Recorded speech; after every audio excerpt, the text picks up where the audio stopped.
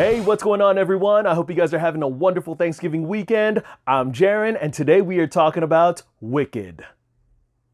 In this screen adaptation, we follow Elphaba, a misunderstood young woman because of her green skin, and Galinda, a popular yet dim-witted girl who both begin a trial of rivalry only to become friends at Shiz University in the Land of Oz.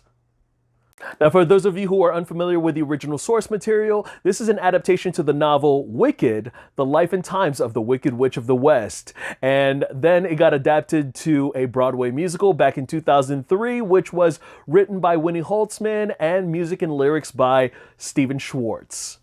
I unfortunately had not had the pleasure into immersing myself into the actual book, reading it, and actually watching the live-action Broadway musical, so I can honestly say that my only knowledge about this world of Wicked is that original movie, The Wizard of Oz, and the Sam Raimi prequel, Oz the Great and Powerful. And the only time, especially since 2003, that the topic of conversation ever came up about Wicked was around my peers in high school theater, and I honestly thought it was some kind of heavily financed fan fiction with catchy tunes. Fast forward to when that teaser trailer first dropped, I was actually thrilled that this particular story was going to be getting its live-action, feature-length treatment, and at the same time I couldn't help but feel spoiled by those 3 minutes of a teaser because, and this is the reason why I try to avoid modern trailers, because it wasn't tough for me to put two and two together, me who is unfamiliar with the source material, and really just paint a mental picture of just how this whole meet cute is supposed to play out. I can already hear it in my head that all the theater purists were going to just hate this movie, compare and contrast about what works on stage better and what works on screen and what doesn't. And you know what? Seeing that John M. Chu, the director who has not just only done action films, but has done musical blockbusters such as In the Heights and Step Up to the Streets and even Step Up 3D, was a name that I was familiar with, a name that I knew that I was going to have hope and, some kind of merit that he was going to make this adaptation work. I'm just going to cut to the chase. I thought this movie was pretty good. I do have a few issues with it, but I'm also feeling a little bit restrained because of the Glicked weekend hype train.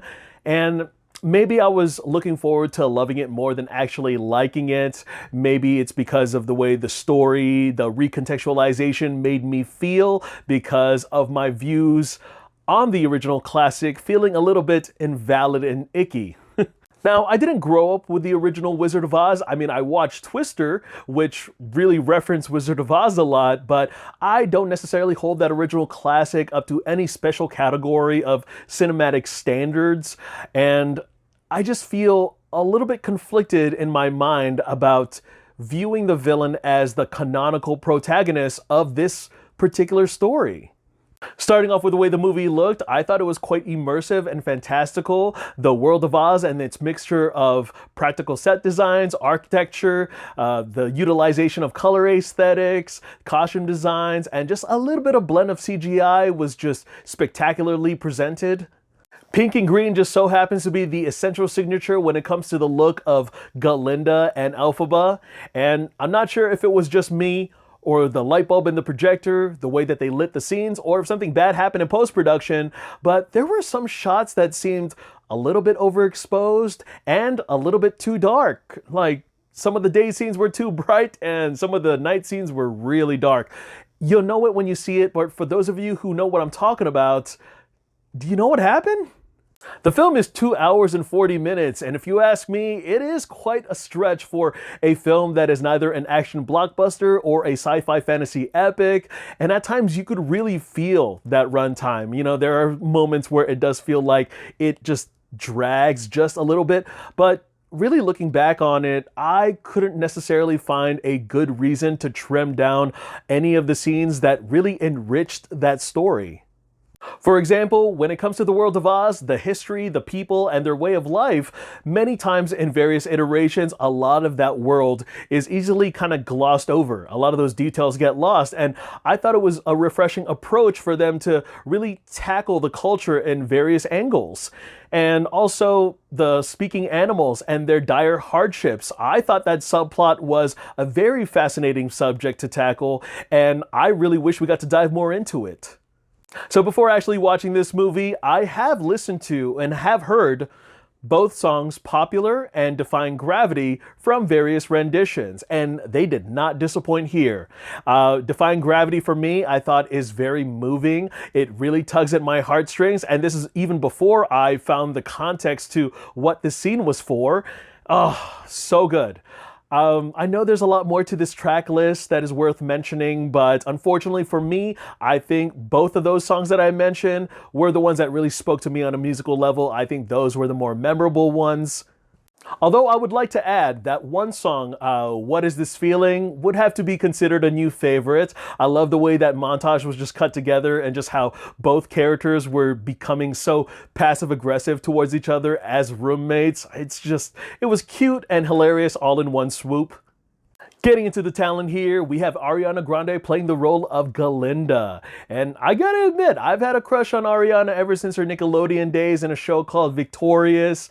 And I know she gets a lot of hate to the way that her image is perceived in real life, but I can honestly say she's a very talented and very knowledgeable artist. Her hard work breathes life into her performance here, and it works with her strengths. Galinda's personality can be summed up to Sharpay from High School Musical meets Karen from Mean Girls. And I gotta say, it took a while for me to really warm up to the snarkiness, to the dim-wittedness. I mean, Ariana's character as Galinda just comes off as the girl you want to hate so bad, but she does it in such a cute and likable way that I was just so astonished of how she pulled that off. I mean, it was a great balance. I thought it was great comedic timing on Ariana's end, and it really managed to earn a lot of laughs from my entire auditorium. And then we have the star of the show, Cynthia Erivo as Elphaba. And I knew Erivo was destined for great things, especially after seeing her in roles such as movies like Bad Times at the El Royale, Widows, and even a show called Stephen King's The Outsider. And up until now, I had no idea that she had an impressive theater background with outstanding accolades. I mean, I really got to sympathize with the origin and hardships of Elphaba, with just her difficult times of growing up different and what she continues to deal with. Erivo's performance had me at a chokehold with her spectrum of emotions that really glisten through her mannerisms and her eyes. And if that is not the cherry on top, I gotta say, her vocal pitch and range was completely flooring. I was just shocked. I mean, every flawless high note that she held was just about to blow out the speakers in my auditorium. It was so good. Moving into my mixed to unpopular opinions, I think that Jeff Goldblum should have been kept a complete secret. Yes, I think that it would have paid off a lot better, especially for first-time viewers of Wicked, had Oz's identity been kept a secret from the marketing material. I think that it just would have worked. Jonathan Bailey, he might have been the eye candy for our two main leads, but if I'm going to be honest, I think that he was a distraction, a wedge between the true relationship that should have deserved nothing short of its development.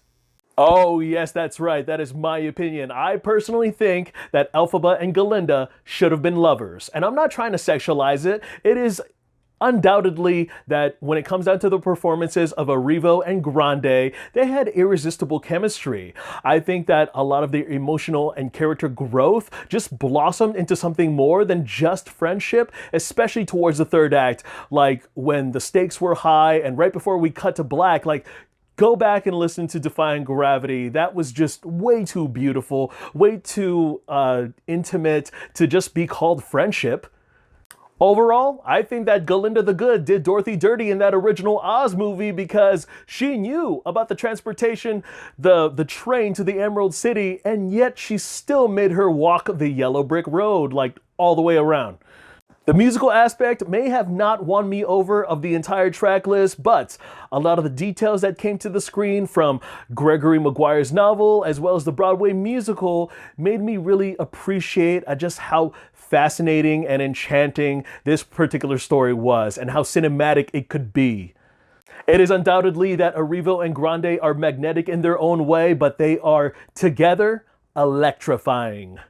I don't know why the studio was ashamed of marketing this as a part 1 story, because when you watch the movie, I mean, it is labeled Wicked Part 1. I mean, it didn't leave us dissatisfied. We did get a full 2 hours and 40 minutes of an actual feature. It didn't leave us completely just cheated, especially with some stories that we have seen in the part ones over the last few years. But I cannot wait to see what they have in store for us when part two comes around. I just hope, and I know that I don't know much about the story, I just hope they don't just straight up remake Wizard of Oz, the original film.